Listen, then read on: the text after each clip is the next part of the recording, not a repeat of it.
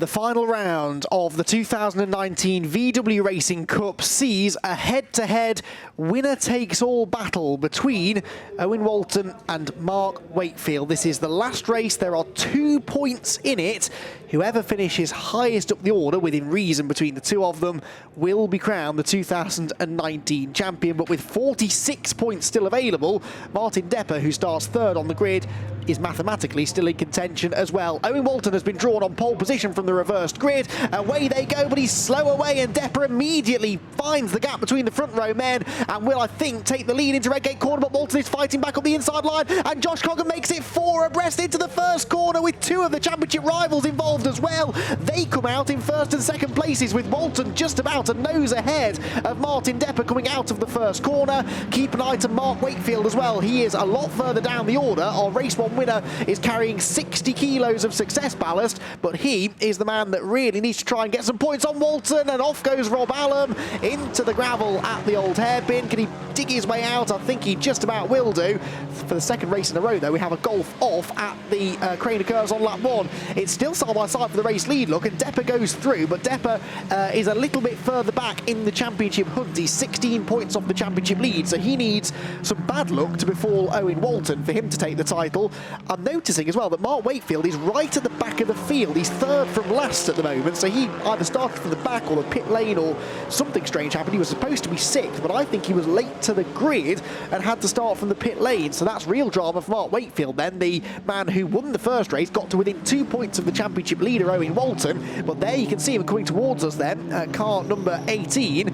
With all of that weight on board, it's going to be mighty difficult for him to claw back all of those positions. There's a car off in front of him, though, which I think is Richard Gilbert, who was our first lap spinner in race number 1. May not have been Gilbert, but it was another white Golf anyway that should be able to rejoin. That might hand 1 position to Mark Wakefield, but it's 4 cars for the race lead at the moment then, with Martin Depper leading the way, Owen Walton second, third Rory Clark, and 4th position for Josh Coggan.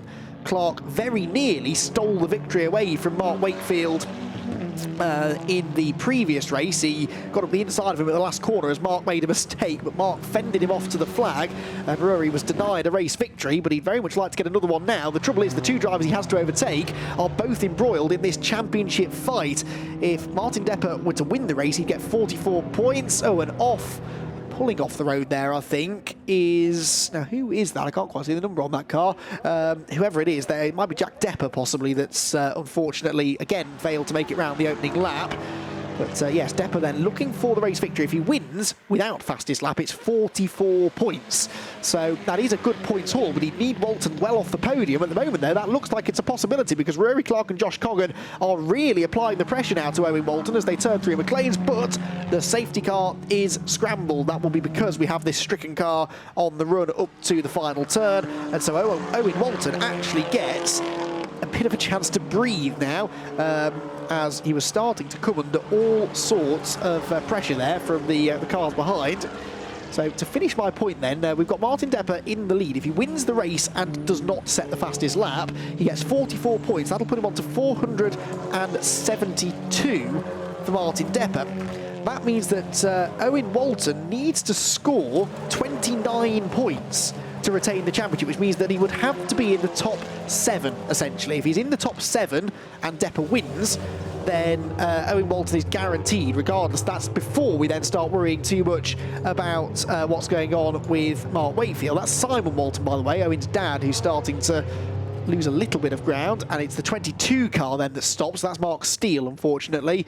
It looks almost as if there's some damage to that car, so he might have had some contact on the opening few corners there. So the safety car then picks them up. Martin Depper leads the way, Owen Walton second, Rory Clark third, Josh Coggan fourth, Tony Prendergast is in 5th position, and Richard Gilbert into 6th. So it can't have been Gilbert that I saw in the gravel then at the chicane. look at the absolute mess that they've made down at the chicane with all of that gravel, and you can see that it's not sand, that gravel. They are proper stones, which are not the best of things to be running over, but it's not going to get cleared up either because the lights are off on the safety car. We're going racing this time, and that could catch some people out when we get down there at racing speed in a couple of minutes' time. So that could be interesting, and Martin Depper would be the pioneer. He's the first one to arrive there and find out how little grip there may be. Depper, though, is now in control of the restart. He becomes the pace car. He can accelerate when he wants, and I think he's just done it now on the run-up to Goddard's corner. The top four have gone, but unfortunately Tony Prendergast in fifth was not on his toes there and has lost quite a bit of time to the cars in front of him. Out across the start-finish line they go then. Depper leading the way. We've got fastest lap points to factor into all of this as well, and we haven't yet had a full green flag lap, so we'll see who can nab that. At the moment it's Richard Gilbert in sixth who has the fastest lap. That is, with respect, likely to change, you would imagine. Now what is Mark Wakefield doing then? He's stuck behind the Simon Walton train. Simon, not the quickest restart he's ever made, and I wonder how intentional that might have been. Wakefield is actually behind Rob Allam, who was in the gravel halfway around the first lap, so that shows how delayed Wakefield was at the start. He's going to try and get himself up the inside of Jeff Alden now, though, who has just been overtaken by Allam, and Wakefield will go through. These cars he should be able to get past fairly easily. The trouble is he's losing time, hand over fist to the leaders. He's already 12.1 seconds behind Depper. That means he's about 11.7 seconds behind the man he really needs to beat, Owen Walton, and there's a lot of overtaking to be done before he can even think about challenging Owen Walton for position. So Wakefield needs a little bit of luck, I think, to fall his way. Depper is getting away out in front, and Owen Walton looking reasonably secure in second position. And the good news for Owen Walton is that, as I said, he only needs to be somewhere in the top 6 or 7, and there's not much chance of him dropping out to the top 6 or 7 at this stage. The worst thing that could happen, really, is that he falls down to 4th position. But he can afford to let these two go, and that should still be okay for him. He's defending from Clark, though, as they descend the hill into the braking zone at the Melbourne hairpin. Rory Clark then round the outside line and into the final turn. He defends the inside from Clark and he fends him off again through Goddard. Meanwhile, you can see on the timing pillar on the left-hand side of our screen that Wakefield is into the top 10 now. He's got himself ahead of Jeff Alden, so that's worth 24 points. That's still 20 fewer than Depper, though, so at this stage Depper would move into second place in the championship, but he won't really care too much about that. If he's second or third, that's much of a muchness, really. Depper wants to win the title, and for that to happen, he needs this red and white Audi TT of Owen Walton to lose quite a few more places. Depper's doing everything he can, though. He's just set the fastest lap, a 1:43.161, which is about 8/10 slower than they went in race number 1, but Rory Clark there almost had a real impact in this championship battle because he almost got straight into the back of Owen Walton into the old hairpin. Owen is starting to fight a bit of a rearguard action here, and if they keep tripping each other up, there is the potential for other cars to start catching them. Oh, Jeff Alden is back ahead of Mark Wakefield now, but he's on the grass coming out of the old hairpin, so Wakefield will get another run up the hill. But that weight, I think, that 60 kilos on Wakefield's car is just really hampering him now. It's restricting his ability to make any further progress, and even having got past Alden a lap ago, unfortunately, or half a lap ago or so, unfortunately he's now dropped back down behind the slightly wounded number 19 car. There's a chunk missing from the front right corner. Goes to show what 60 kilos of success ballast will do for you, though. That car of Wakefield's was so quick in race 1, particularly in the early stages. It just doesn't have that speed again in the second race. Back to the leaders then, or the second place battle, I should say, and Rory Clark up the inside of Owen Walton, and Josh Coggan surely will try and follow him through. Realistically, Walton doesn't really need to fight this too hard. He can kind of afford to let these two go through, but he is going to fight it, I think. And he needs to try and keep Coggan at bay, therefore, if he can, and I think he will. So Owen Walton stays in third, or drops down to third, but only loses the 1 position, so that means he'd be on 38 points, which is going to be 8 points fewer than Depper, so that's perfectly all right. He's 16 ahead of him. Through Redgate again, Josh Coggan, had a big go then at getting up the inside of Owen Walton and just understeered off the track, and so Coggan now will have to spend the next lap or so getting the dirt off his tyres, catching back up to Walton, and Walton in turn actually looks fairly pacey here. He's looking like he might have another go at getting back past Rory Clark, but the young Scottish driver now through the old hairpin starts to stretch away from him. Remember, Rory's car is quite a bit heavier than Walton. The top 6 finishers from each race carry success ballast into the next one. So Wakefield has 60 kilos on board. Rory Clark has 48 kilos on board that car. That's the second highest amount of success ballast, with Josh Coggan on 32 kilos, Martin Depper 24, and Jeff Alden in the barriers. Now, I'm hearing that Wakefield was already in front of him. That was the question I was about to ask. Was I do hope that Wakefield didn't hit him, but no. Apparently he'd already made the move, and Jeff Alden had gone through, had gone off then. So Jeff Alden from 11th position off the road. Just to finish my thought about success ballast, the other 2 drivers carrying ballast are Tony Prendergast, number 5, who is in 5th place, carrying 16 kilos, and Owen Walton, as we know, having finished 6th, is carrying the least amount of success ballast that you can carry.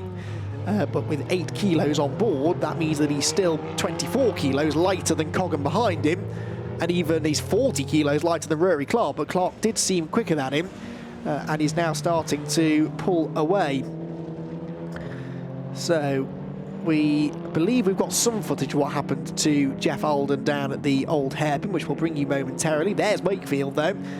Wakefield trying now to chase down Russell Joyce. That would be for 9th position then for Russell Joyce that he occupies at the moment.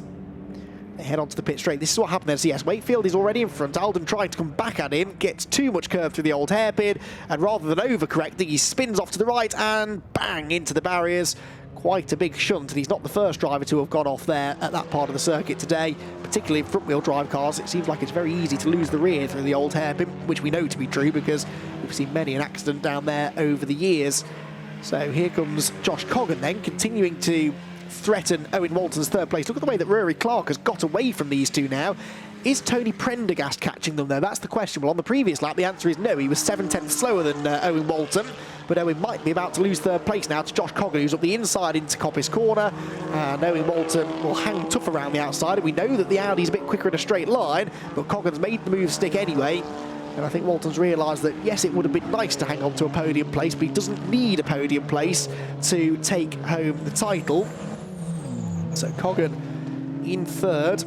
Walton, though, with a good exit from the chicane, might be able to have another go down into the Melbourne hairpin. Significantly, Rory Clark, by the way, is faster than the leader and has just stolen the fastest lap points away from Martin Depper. He was only 3/10 quicker. In fact, he was exactly 3/10 quicker on the previous lap, but that was enough to steal the fastest lap away. So Depper, no longer on course for 46 points, would only score 44, which is how I worked it out before. So that will put him on to 4.72, and that means that Owen Walton should be okay with 4th position. If he finishes in 4th place, he gets 36 points to add to his 4.44 that he's on now, and that would mean he'd win the championship by 8 points. So he can afford to lose another 3 or 4 places if he needed to, Owen Walton, and that still would not be enough for Depper to win the title. If Depper can get the fastest lap back again, though, that might make a difference. Mark Wakefield, meanwhile, doing everything he can to get back into the fray, and he's gained 1 place at the expense of Russell Joyce, but someone was off there. Now, did that someone rejoin, or was it just Simon Walton in front of them? No, it must have been Rob Allen, because Rob Allen appears to have vanished, so that's actually 2 places gained for Wakefield, and there's Allen in the background, the blue and grey car, so that was, well, maybe an overtake under yellows, it could be argued, but he should get away with it because I think he committed to the move before the other car had gone off. So Mark Wakefield will actually move from 8th on your screen, or from the 10th on your screen, into 8th position now. But he is still, well, he's 17.9 off the lead. He's about 10 seconds behind Owen Walton. His previous lap was a 43.7. Walton's was a 46.2. So there's only 5 minutes and 20 seconds left, and I'm pretty certain that Owen Walton is just doing everything he needs to here. I think he could go quicker than he is, but right now Wakefield is going quickly enough to catch him, and he only needs to beat him by 1 position, or 2 to be absolutely sure of it. 1 would take it to a tie-break, and I don't know who's got the most race victories of the 2 of them. I can find that out for you, though, if it becomes necessary. But he has to catch him first, and that's not going to be easy to do. Rory Clark, though, looks as though he will catch Martin Depper. A 1:42.299 is the new fastest lap of the race for the 2nd place man. That is now quicker than he went in race number 1, partly because he's got his whole car in one piece this time. Remember, in the early stages, he had a little bit of rear contact in race number 1, which did damage the rear bumper, and that no doubt was slowing him down a little bit. So now with a fully healthy car, he is showing us exactly what he can do, Rory Clark. came up one position short of the race victory in race number 1. And he won't want the same thing to happen again, even if that means overtaking a championship contender in Martin Depper. But right now, Depper just isn't doing enough, really. Walton, though, has been caught by Prendergast. Walton had another slow lap last time around, a 1:45.2. Prendergast, with a personal best of 43.9, is right with him. So it'd be nice to see that little battle if we dare take our eyes off the race leaders, because if Owen Walton continues to lose positions, all of a sudden, this man, Martin Depper, it becomes even more important for him to maintain the race lead. So there's the gap visually from second to third. So Coggan lost so much time stacked up behind Walton, but now it's Tony Prendergast filling the mirrors of the Audi. Down the exhibition straight they go. Prendergast to the outside line. He's not going to overtake here. He's going to try and focus on the exit speed from the corner. Add to this the fact that Martin Depper, I think, is on for a new fastest lap. He did a personal best first sector and outright fastest middle sector. So if Walton loses a place and Depper gets the fastest lap back, that's a 4-point gain for Depper. And Prendergast is going to try everything he can to get this 4th place away from Walton. He was just a touch too far back into the Melbourne hairpin, though. So Walton just, for whatever reason, doesn't have the pace here this weekend. And as I said earlier on, I remember this being the case back in June when we were last at Donington Park. The Audis just didn't seem to suit this circuit for whatever reason, even though in theory it should suit them. The leader's nose to tail now, and it was not quite a fastest lap for Depper. He still came up about 7 tenths short, actually, so he'll have to go some to get those fastest lap points back. And actually now he's probably going to have to turn his attention to defence rather than all-out attack, as Rory Clark tries to get this race lead away from him. Owen Walton still in 4th place then, Wakefield in 8th, but he's now starting to lap quicker than almost everyone else on the track. Apart from these two, he is the fastest man on the track, and Mark Wakefield is now only a second behind Simon Walton, and that means that he's a total of about 8 seconds behind Owen Walton. That's come down by about 3 seconds over the last couple of laps. The trouble is there will only be, I think, one more lap after this one. 2 minutes and 20 left on the clock. And they're lapping in the, well, the leaders, the mid to high 142s. So, yeah, this will be the penultimate lap, I think. If there'd been one more lap, there might have actually been a chance for Wakefield to catch Owen Walton. That's not quite going to happen now, I don't think. Through the chicane comes Rory Clark, chasing down Martin Depper, and he's close enough now to force Depper to defend, which is frustrating for Martin because he was on another good lap here, a personal best in the first sector and another purple middle sector. But by defending into Melbourne, that will slow him down through the final sector, so it's unlikely that he'll be able to challenge for the fastest lap. And Martin Depper slows, all of a sudden coming out of the corner. Martin Depper, did he miss a gear, or is there a problem? Rory Clark has gone through. Depper at first appeared to be pulling over completely, but now has picked up the speed again, and Martin Depper then has just handed away the race lead to Rory Clark. Now, what is the problem for Depper then? That means that he'll only score 40 points, so this is pretty much taking him out of the championship equation altogether. He really had to win the race. They go on to the final lap then. Here comes Owen Walton, still just about with Tony Prendergast behind him, but there is Mark Wakefield, look, right behind Simon Walton, who I'm sure will make that the widest Audi TT on the planet. But Wakefield has found some real speed, and what a shame we had that early problem for him that saw him start from the pit lane or start from the back of the grid, whatever it was. He's going to get a run on Simon Walton here, but I don't think he's going to be able to get through quickly enough to then be able to go on the road and chase after Owen. But it's been a mighty drive, this, from Wakefield from the back of the field. He's already into 7th place. He might have a go into the old hairpin, but Simon Walton covers that one, locks up and runs wide though, and that's going to make it fairly easy, I think, for the 18 car to go through. So Wakefield into 6th position. That's tantalising. They're only 2 places lower than he needs to be, as Martin Depper's having another go, getting past Rory Clark. They were side by side there through Coppice Corner, and somehow Depper was on the outside line, so I don't know whether he'd already been through. Yeah, we're hearing he had gone through at McLean's, but then Rory Clark got him straight back at the next corner. 2 more corners to go, and they're the 2 best overtaking opportunities on the circuit. Martin Depper then right on the rear bumper of Rory Clark, who will have to drive so defensively through the last couple of corners in order to fend off the number 30 machine, which looks as though it may possibly have to settle for 3rd in the championship now, unfortunately. If he wins the race, that might change, but it's going to be very tight indeed. Up the hill they go, and Depper again not particularly quick off the corner, and so Rory Clark is going, I think, to finally get that race victory that he so nearly took in race number 1. This time around, though, he is the one defending on the last lap, and he successfully defends on the last lap to take the victory. Martin Depper will come home in 2nd. Josh Coggan should be 3rd, but then who will be 3rd? Well, there's Coggan. I think he's just been off at the last corner, possibly. There's Mark Wakefield. and there's suddenly no sign of Simon Walton. So did he go off the road altogether at the Old Hairpin? I'm not too sure. Wakefield comes through there, but Owen Walton has come home in 4th position, and that, by my reckoning, should be enough for the title then. Owen Walton in 4th position will score 36 points, moving him on to 480 points. Depper ends up on 468, and Mark Wakefield, we know, had to beat him anyway. So yeah, that does mean that provisionally, subject to any post-race penalties, etc., Owen Walton is your 2019 VW Racing Cup champion. Now, who gets second? That was the other question, wasn't it? Because Wakefield ended up in 6th, so he scores 32 points. So he ends up on 474, so he will just about hang on to second place. It will be a 6-point championship winning margin.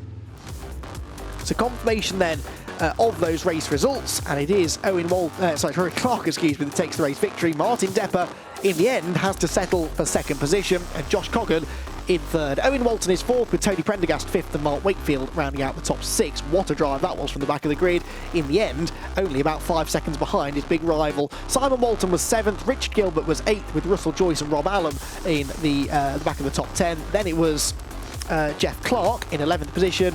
12th position went the way of Michael Jones. 13th for Jeff Alden. No, he was a non-finisher, so only 12 finishers. Alden, Matthew Evans, Jack Depper and Mark Steele all failing to finish, unfortunately. And for Jack Depper in particular, that's his 2nd non-finish of the day. 4 abreast into the first quarter at the start of the race, with Owen Walton trying to hang on from pole position. Martin Depper, Josh Coggan and Tony Prendergast trying to defeat him in the battle to get to turn 1 first. Martin Depper got the closest, but had to settle in behind into 2nd place in the early stages, whilst Rob Allen had a spectacular slide off into the gravel trap at the Craner Curves, dropping him right to the back of the field.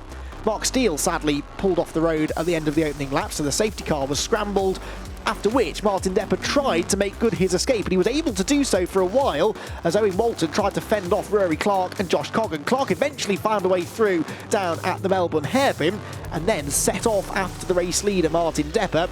Owen Walton tried to stay with him, but eventually had to watch his mirrors because Josh Coggan was keen to get past and would eventually move through into 3rd place. Jeff Alden had just lost a position to Mark Wakefield for the 2nd time when he slid off into the barriers at the exit of the Old Hairpin. Martin Depper, though, was being caught out in front. Rory Clark was chasing him down, and then mysteriously, towards the end of the race, Depper slowed out of the Melbourne hairpin. The car instantly seemed to pick up and didn't really seem to trouble him for the rest of the race, but it cost him the race lead. Simon Walton slipped wide at the Old Hairpin, allowing Mark Wakefield through into a 6th place he would hold to the flag, but it was Rory Clark that came home to take the victory, a 2nd in race 1 and a win in race 2. A brilliant day's work for him, but Owen Walton is your 2019 champion. And in 3rd position, it will be Josh Coggan, who is on the podium. Martin Depper, never change, Martin. He's always been a huge character. He came up just short in the championship this year, but hopefully they'll both be back in 2020 to thrill us again. And then it will be the race victory for Rory Clark. And so, in the end, our eventual champion, Owen Walton, not on the podium. But he will, I'm sure, get to go up there and enjoy himself as well. And there he is, Owen Walton, the champion, Owen Walton, heads up onto the podium then, and Owen with a smile on his face. It's starting to sink in. I hope they've got a bottle of bubbly for him. Oh no, they haven't. They're going to leave him up there defenceless against 4 drivers who have got bubbly. You can see where this is going, can't you? So he's looking around thinking, oh, well, thanks, guys. And has no choice but to stand there and take it. But you know what? I don't think he minds. That's not a bad way to celebrate winning your first championship. Great racing this weekend, as all year for the VWs. More of the same next year.